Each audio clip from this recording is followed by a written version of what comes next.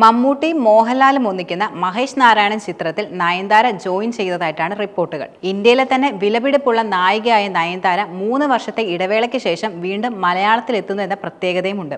അൽഫോൺസ് പുത്രൻ ചിത്രമായ ഗോൾഡ് ആയിരുന്നു നയൻതാരയുടേതായി റിലീസിനെത്തിയ അവസാന മലയാള ചിത്രം. 9 വർഷങ്ങൾക്ക് ശേഷം മമ്മൂട്ടിയും നയൻതാരയും ഒന്നിച്ചഭിനയിക്കുന്ന സിനിമ കൂടിയായിരിക്കും ഈ ചിത്രം.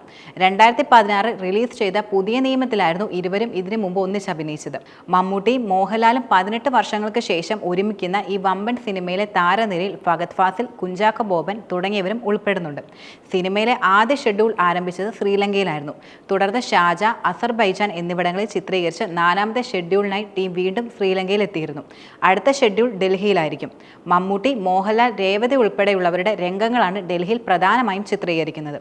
രഞ്ജി പണിക്കർ, രാജീവ് മേനോൻ, ഡാനിഷ് ഹുസൈൻ, ഷാഹിൻ സിദ്ദിഖ്, സനൽ അമൻ, രേവതി, ദർശന രാജേന്ദ്രൻ, സെറിൻ ഷിഹാബ് തുടങ്ങിയവർക്കൊപ്പം മദ്രാസ് കഫേ, പത്താൻ തുടങ്ങിയവയിലൂടെ ശ്രദ്ധേയനായ തിയേറ്റർ ആർട്ടിസ്റ്റും സംവിധായകനുമായ പ്രകാശ് ബെലവാടിയും അണിനിരക്കുന്നുണ്ട്. ബോളിവുഡിലെ പ്രശസ്ത സിനിമാറ്റോഗ്രാഫർ മനൂഷ് നന്ദനാണ് ഛായാഗ്രഹണം നിർവഹിക്കുന്നത്.